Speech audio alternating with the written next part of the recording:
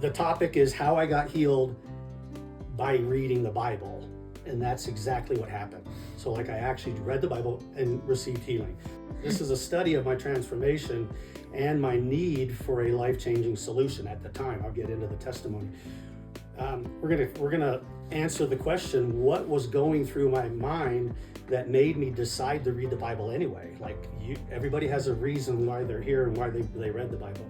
Did you guys start reading the Bible from the Gospels, or did you start in Genesis? Did you I don't know what you guys did, but I didn't do that. And I found out later that, oh, you didn't do it the right way. Well, I didn't know there was a right way. I've heard that. You're supposed to start in the book of John. Somewhere, right? Where John, is that what they say? Well, I didn't have that luxury. So there's no wrong way.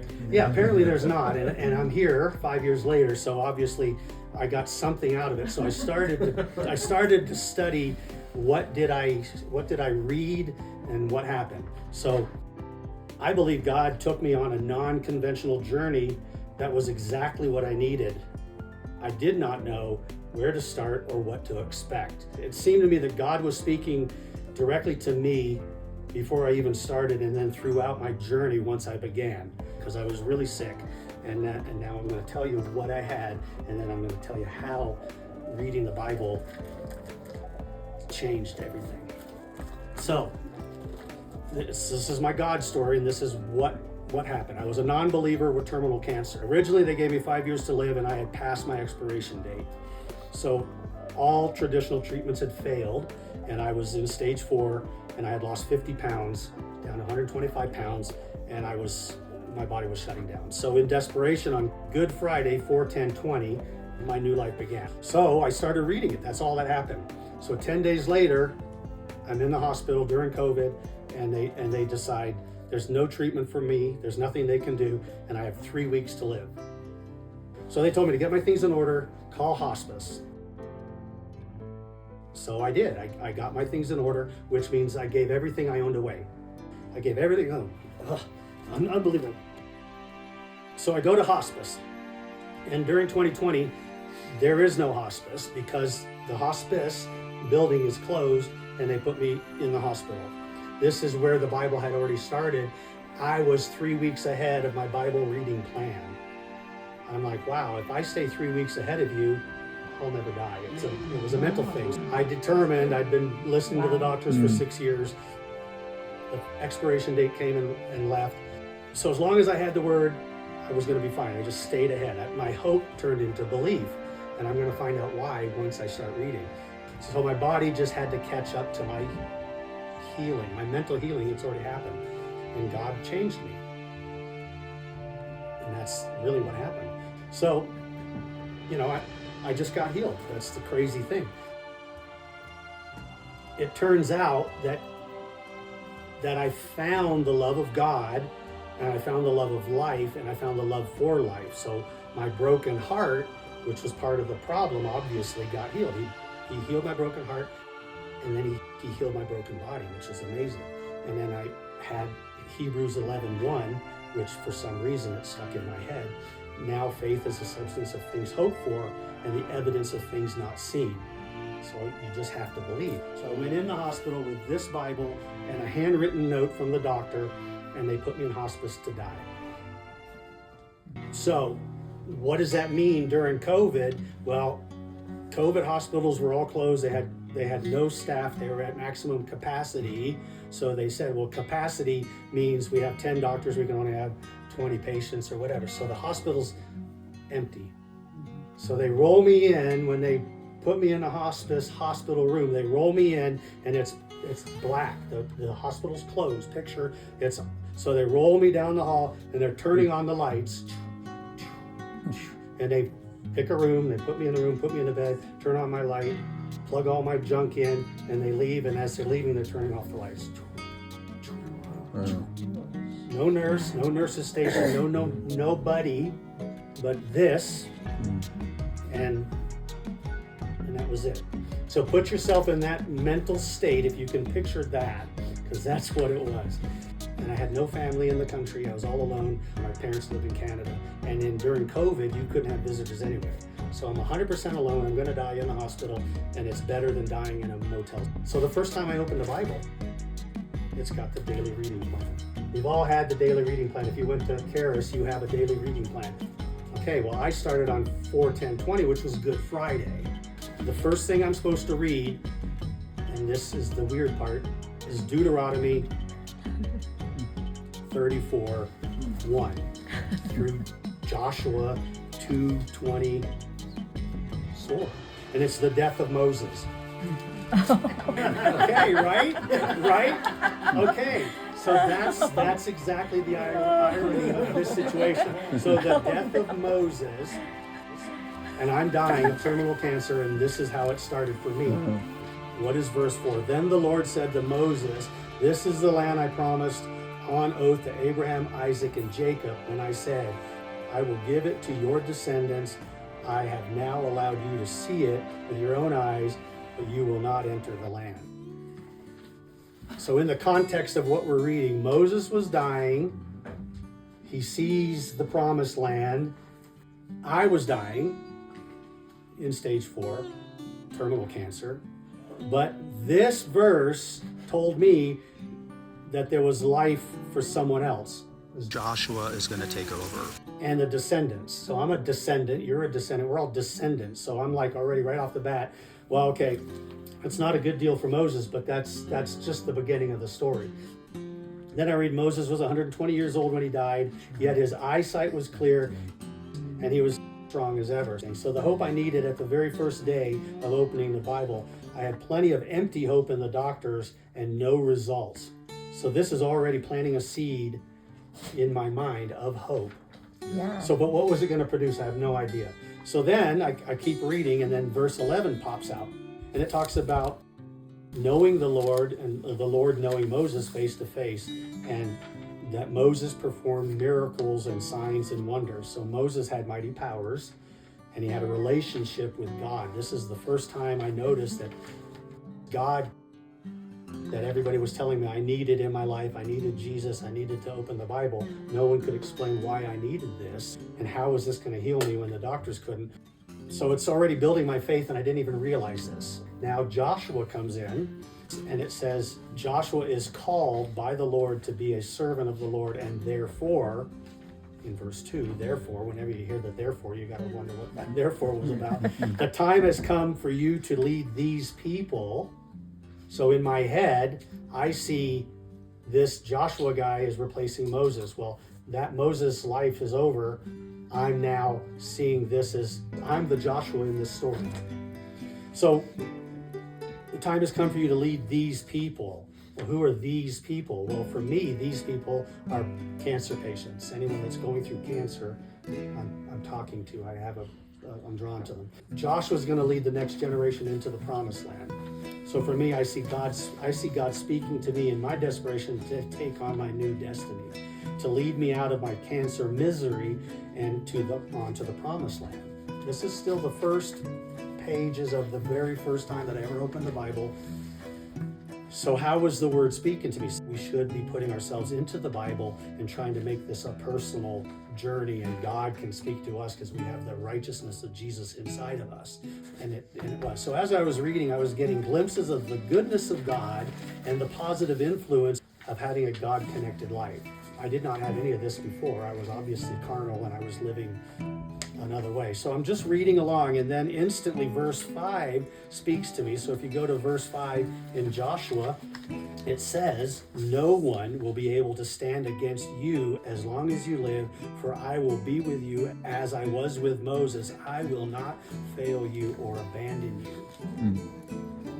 Right? Wow. So like I'm in desperation, I'm dying. The doctors have absolutely nothing for me, and I'm too scared to go to the hospital because of COVID. So I read that.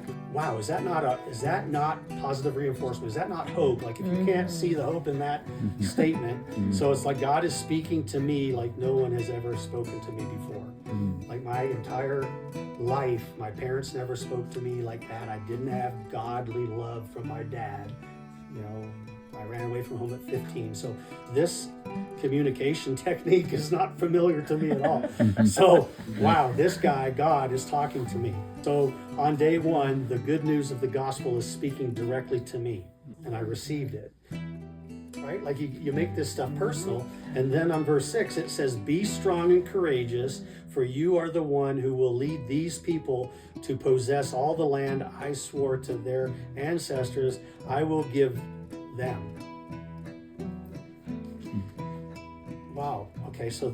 Okay, right? Like you can just picture, my mental state.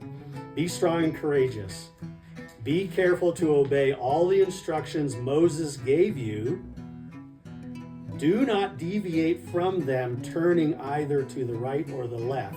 Then you will be successful in everything you do. Study the book of instructions continually. Wow. Okay? Right? Like, I'm dying and I'm reading this, so it's like, I don't know what's in this Bible, but this is pretty cool. Meditate on it day and night, so you will be sure to obey everything written in it. Only then will you prosper and succeed in all you do. Right? It's amazing. Like, okay, so this is what I'm reading on the very first time that someone said read the Bible. Well, okay, cool. And then it says, this is my command. Oh my gosh, this is my command. That's from God. Oh, what's he saying? Be strong and courageous. Don't be afraid or discouraged, for the Lord your God is with you wherever you go. Wow. Like, come on. Like, I couldn't hunt for that. So the next step is I walk to the hospital. 10 days later, I'm in the hospital, and they say you have 3 weeks left to live. But the irony of it is, I was 3 weeks ahead of my Bible reading plan on this book right here. So I'm processing all this. So God was truly speaking to me on day one right here. Do you see how powerful this is? This is my question. Like, I only had a few weeks to live. The words are actually speaking to me if I allow them to speak to me. And they should be speaking to you too, I think. And I'm not even baptized in the Holy Spirit. I haven't even been baptized in water. I hadn't even been to church. I mean, come on now, right? So I only had a few weeks left to live, and God was starting right there. How could I not believe? Unbelievably powerful, I thought. It went right into the deepest part of my loneliest, broken heart, because I was pictured the despair you're in when you're dying of this. So the revelation that I was not going to die, that's what was set in motion. So I received the salvation, and I accepted Jesus Christ. I repented, and I started on this journey. We read the Deuteronomy and we read the Joshua. So watch what happens when you go to Luke 13:22 to 14:6. So yeah, there's some stuff there that was pretty powerful. Watch this. Watch this. So this is how it worked for me. So it's the narrow door. Oh my gosh, come on now, the narrow door story. Verse 24 jumped out at me, and it was, work hard to enter the narrow door of God's kingdom. Many will try to enter, but will fail. So that's already, like, if I'm reading that on the very first day, a lot of people are going to try to get into God's kingdom, but many will fail.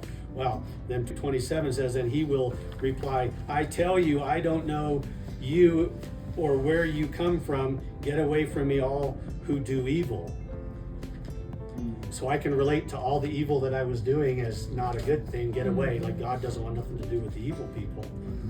And then I remember 32 jumped out. It said, go tell the fox that I will keep on casting out demons and healing people today and tomorrow, and the third day I will accomplish my purpose. So Jesus is healing people in the very first thing that I'm reading on the very first day of the New Testament. And I like number 35 jumps out. And now, look, your house is abandoned. Well, mine was abandoned. I had walked away from everything I owned, everything. And you will never see me again until you say, blessings on the one who comes in the name of the Lord. Wow. So on the very first day of the very first thing that I'm reading in the New Testament, this jumps out. Blessings on the one who comes in the name of the Lord.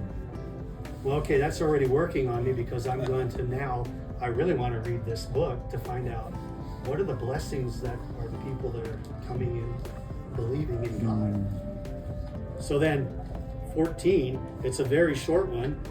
Jesus asked the Pharisees and the experts in law, is it permitted in the law to heal on the Sabbath day or not? When they refused to answer, Jesus touched the sick man and healed him and sent him away. So Jesus is touching me through this book and the word, and maybe I just got healed. Right? Sure did. You know, and then this is still the first day. Remember, on day one, let's go to Psalm 79. So the very first thing I read on Psalm 79, and it's, oh God, it's talking about pagan nations have conquered your land. Well, that's true, you know. And you read down a few verses down, you get down to verse 6, and it says, pour your wrath on the nation that refuse to acknowledge you, on kingdoms that do not call upon your name. So this is already God coming down to the people that don't believe in God. Well, I better believe in God. I'm going to believe. For they have devoured your people Israel, making the land a desolate wilderness. Well, I don't want that. I don't want to be part of the desolate wilderness. So number 8, now it switches into a completely positive message. It goes, do not hold us guilty for the sins of our ancestors. Let your compassion quickly meet our needs. Okay, I need some compassion, for we are on the brink of despair. I was in despair. I'm not on the brink, I am in it. Help us, O God of our salvation. Help us for the glory of your name. Save us and forgive our sins for the honor of your name. So I'm in sin, I'm dying. These people are calling out to God. Well, I'm reading this, I guess I'm going to call out for my salvation. Well, I'm not questioning where my God is, it's in the book. That's faith. So this is activating You it. believe without seeing or knowing. Right, That's faith. right. And I have absolutely nothing to lose. That's such a Right? And then I turn the page, and it says, listen to the moaning of the prisoners. I'm a prisoner, I'm in captivity, I'm in bondage. Demonstrate your great power by saving those condemned to die. Like the doctors have condemned me to die for 6 years. I'm in hospice. You can't get any more condemned to die than that. Yeah. I'm receiving that. Oh Lord, pay back our neighbors 7 times for the scorn they have hurled at you. At the time, I don't know what that meant, but now I'm living in abundance. When I went in the hospital, I had absolutely nothing but the clothes I was wearing and this Bible. God has replenished everything. Then we, your people, the sheep of your pasture, will thank you forever and ever. wow. Lord, have mercy. Praising your greatness from generation to generation. So when I'm up there praising God, thanking God for what he did, this is the very first psalm that I ever read. Thank you forever and ever, praising your greatness from generation to generation. Okay, well, there must be more, because, you know, we're only on day 1. This is day 1. This is 4:10. This is day 1. Still day Right? one. So Proverbs 12:26. Well, it can't be another confirmation of any sort, can it? You're only going to read one little piece. This is the way they tell you to read it. Check this out. The godly give good advice to their friends. The wicked lead them astray. I want to be friends of godly people from that point forward, obviously. So, of course, I don't stop on day 1. I just start reading and reading and reading. So I finished the book 3 weeks ahead of 1 year, not in the hospital. Wow.